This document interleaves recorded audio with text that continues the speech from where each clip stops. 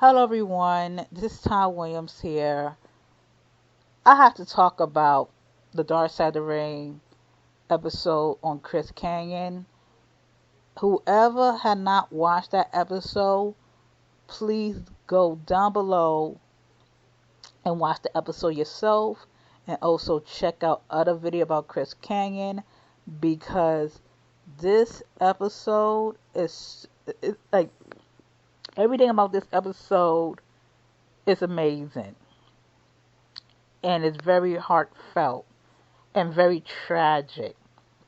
Even I cried on this episode because this episode is so relatable for people who deal with mental illness, who dealing with their sexuality and everything. Like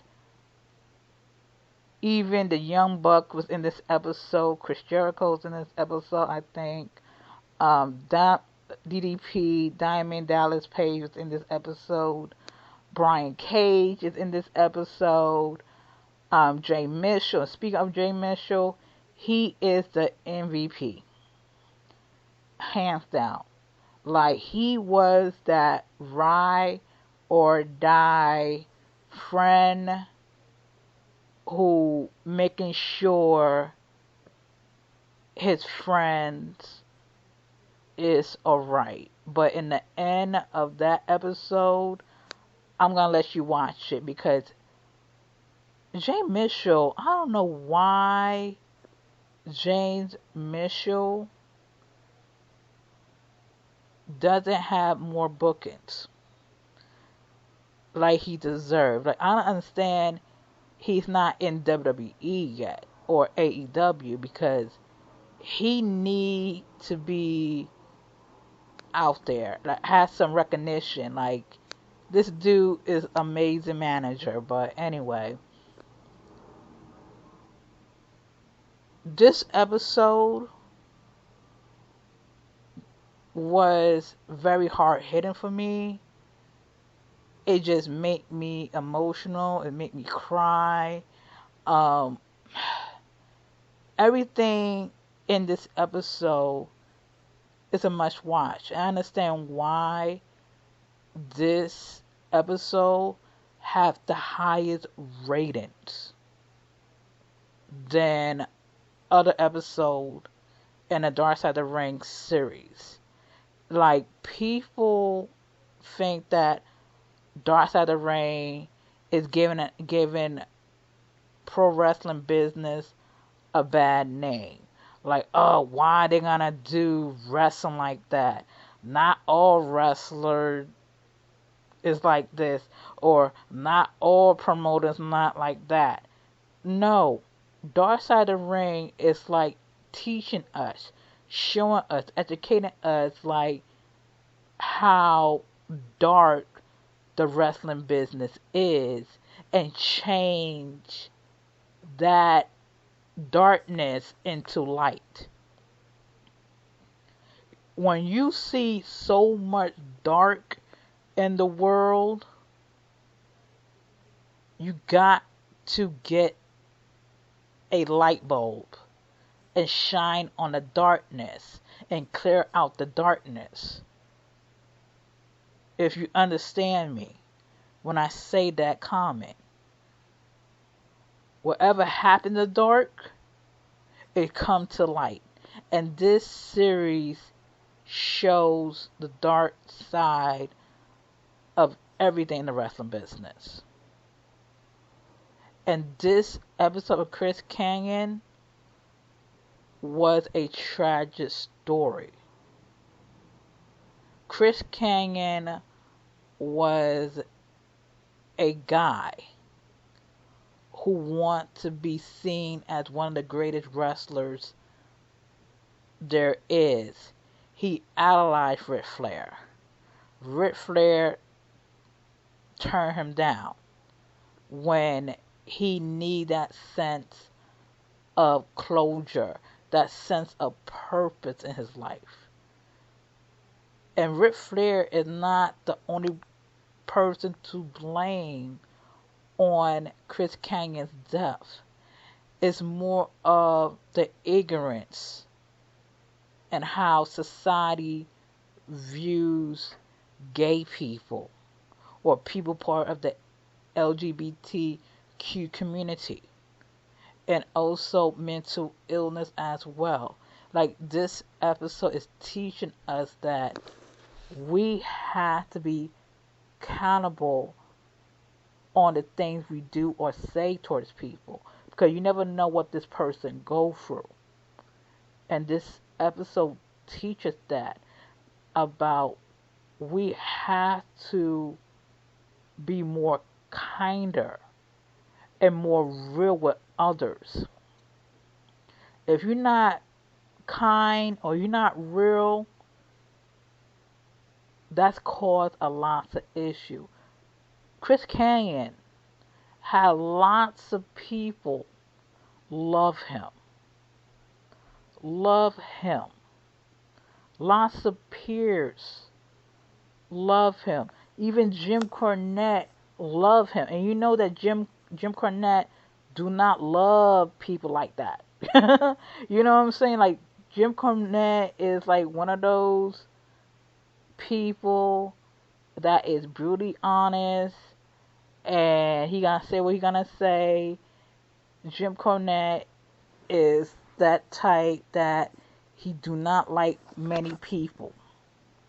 And for Jim Cornette talk about Chris Kanyon and say that he likes him, that shows how Chris Kanyon was to people behind the scenes, backstage.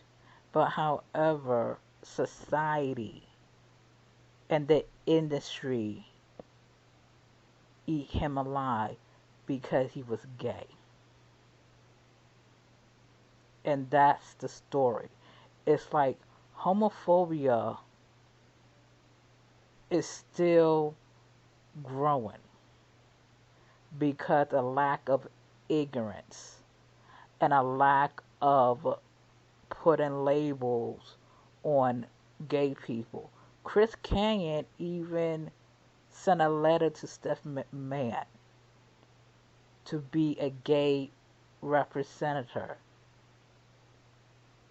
for the gay community, to make himself a positive gay man or a gay wrestler in the business.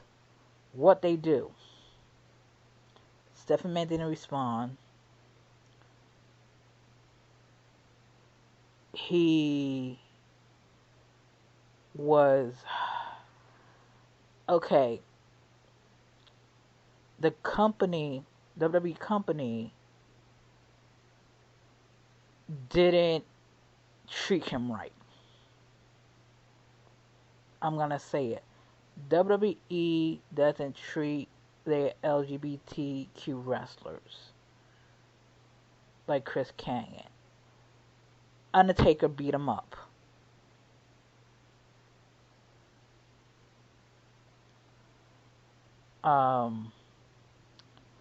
They put him in this weird angle with Orlando Bloom. You know that guy, that bisexual guy?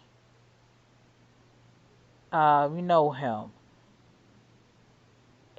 They put like a weird storyline with him, and I heard from rumors about he didn't like that storyline with Orlando because he want gay people to have a voice. That's Chris Kane. He want gay people to have a voice, to have a sense of it's okay to be gay and things like that. But however, WWE trying to make this bisexual thing as a way of like it's I don't want to sound very controversial, and I have nothing against bisexual people at all, nothing. I love bisexual people. I have friends with bisexual. I always say in one of my videos I have bisexual friends who in a gay marriage as it is, having a family. It's like the bisexual thing is more of like shutting gay ideas. Like you could be gay and straight at the same time, but in the end of your life, you will get married to a straight heterosexual marriage. And I think that was a message that WWE put it out there for, like, I'm not dissing bisexual people, but you understand what I'm trying to say here. It's like bisexuality is more safer. You know, it's like it's more safe. It's like now you could date a same sex person, but wind up marrying to a straight person. You get what I'm saying? It's like there are lots of bisexual people do that. Like they be in a relationship with multiple straight lovers and um, gay partners and wind up married to a person who is the opposite sex. Like they get into a heterosexual marriage. There are lots of bisexual people just like that. I don't want to defend, but through like my experience with my bisexual friends, but mostly some of them are in gay marriages as is, and others is in heterosexual marriage, you know. But let me get back to that. If I offend any bisexual people, I'm sorry for that comment, but let me get back. So it's like Chris Kanyon was a guy who want to be seen and heard as being gay and as being who he is, and he just want that support. He just want that acceptance, and he just being ignored for it. And I feel like in this episode, he,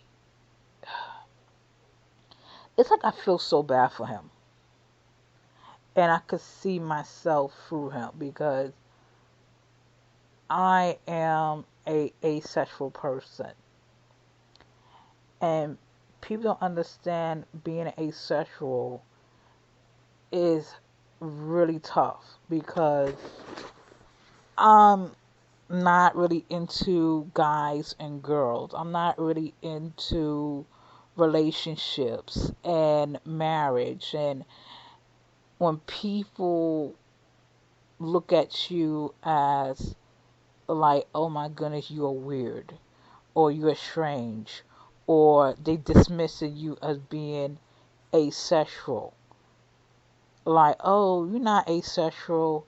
You doesn't like. I get people come up to me telling me like, oh, that's a phase.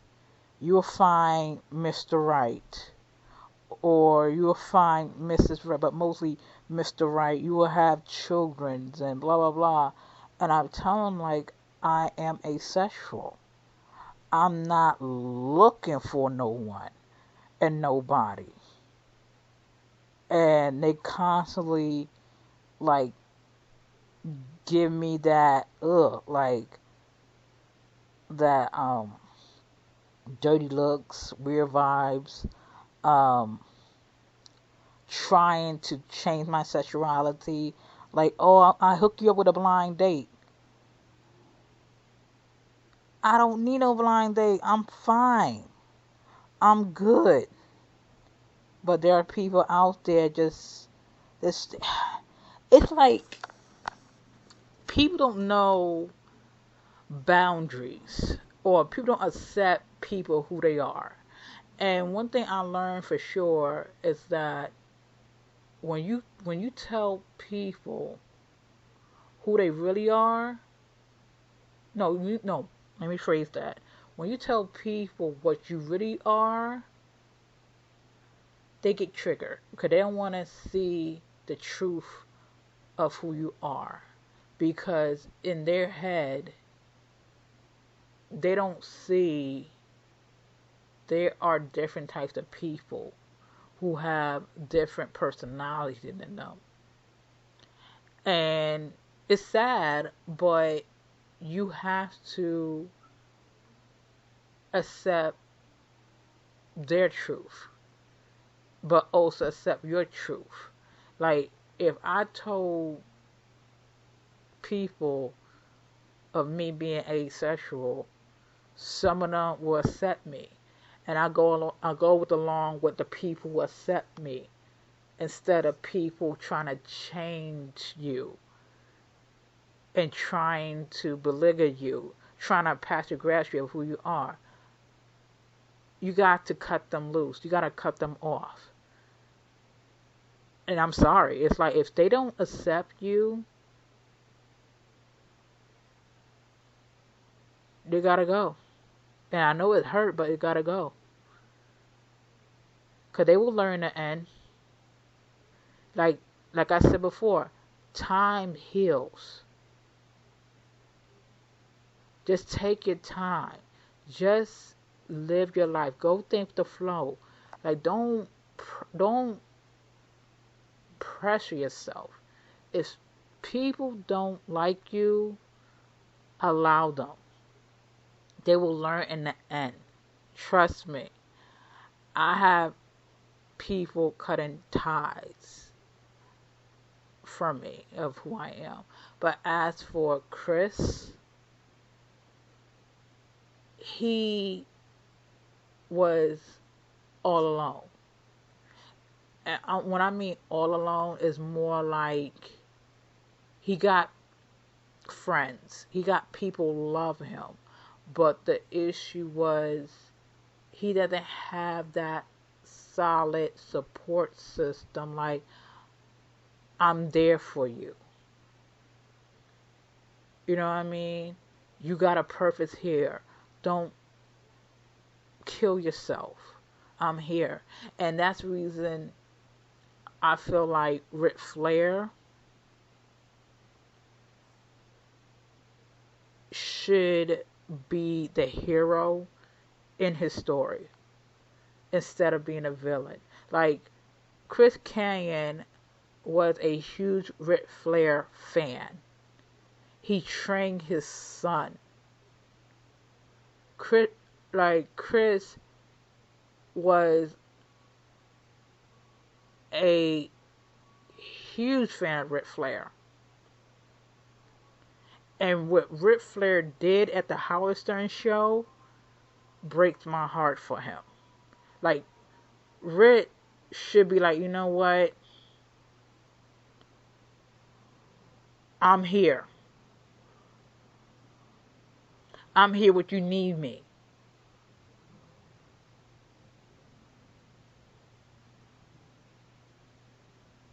Let's talk it out. What is going on with you? He should do that. But being Rick, he just go with the industry and what the society want him to do. To just break